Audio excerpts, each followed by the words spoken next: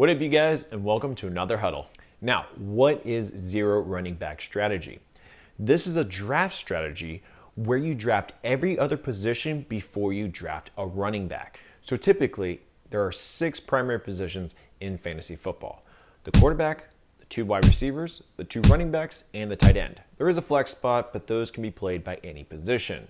And we're not going to look at defense or kicker. So if you draft a quarterback, 2 wide receivers, and then a tight end, you're not drafting a running back until the 5th round, making this a zero running back strategy. Now, is this a good strategy to have or a bad strategy? Well, it kind of depends upon your league, but I would say no. For me personally, I don't think it's there, and I'm going to show you some evidence from the past 2 years on why zero running back strategy doesn't really seem to pan out. If we look at my $100 Yahoo Pro League, out of the running backs drafted in 2018, after the 4th round, so 5th round or later, only 2 cracked the top 10. And then in 2019, only 1 cracked the top 10, that being Austin Ekeler. Now, if you look at Fantasy Calculator, Austin Ekeler's average draft position was the 4.01. So in this case, he wouldn't even be eligible to be in there. So that means no running backs will be in the top 10. But like I said, we're looking at my $100 Pro League, and he would have been eligible then, but that's one guy that made the top 10. Now, looking back at the top 3 running backs that ended the season, I couldn't find any that were actually drafted in the 5th round or later. There were some great late picks, but nothing that was that high. In fact, in 2018, 2 of the guys that weren't even mostly drafted was James Conner and Philip Lindsay, and even they just barely made the top 10.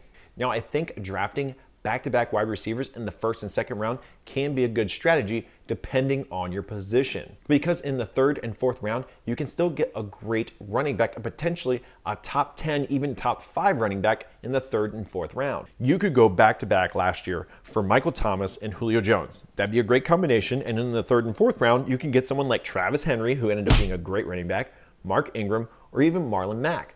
That would be a great pick. I'd much rather have that than taking just Michael Thomas or Julio Jones and then end up with someone like David Johnson or Todd Gurley, which would have been in that range last year, and end up with another wide receiver like Brandon Cooks. The first roster of Julio Jones, Michael Thomas, Travis Henry, Marlon Mack, or let's say Mark Ingram is a much better roster. So that's why drafting back-to-back wide receivers can work if you're drafting in the right position. I would not draft back-to-back wide receiver if I was like, let's say, in the 4th or 3rd draft pick, or even higher. Now, usually I want to get the best running back. I want to get a top 3 guy. So I'm always going to draft heavily in the first couple rounds for running backs. I do not like drafting wide receivers high. I know a few years ago, about 3-4 years ago, wide receivers were all the rage. You had about a 50% chance of your 1st round running back busting. So that's why a lot of people were going wide receiver heavy. And you know, the pendulum swings every year. And now it's swinging back to the running backs. That's why in the 1st round this year, you're going to see a lot more running backs in the 1st round. Now, one other thing is with the zero running back strategy, if you're going to do it, I would highly recommend just to get the 2 wide receivers and your tight end. Skip the quarterback. So get to the running back at least in the 4th round if you're going to do it, because there's actually a lot higher probability that they're going to end up in the top 10 if it's a 4th round running back instead of a 5th round running back. Unless you're in a 2 QB league, I wouldn't even really necessarily draft quarterback early. It's the one position that I feel like you could always get later and get a person blown up. Last year, Lamar Jackson, you could have gotten him for cheap. 2 years ago was Patrick Mahomes. I even told people, hey, Patrick Mahomes is going to be great. He was in my sleeper video. I mean, I told everybody this is a great late round pick. There's always a great quarterback in late rounds that you're going to be able to get.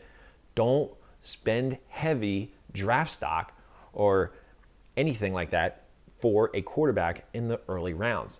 You guys, that's it for the video. I hope you enjoyed it. If you did, please hit that like button down below. Leave a comment if you have any questions, and I'll see you in the next huddle. Ready, break!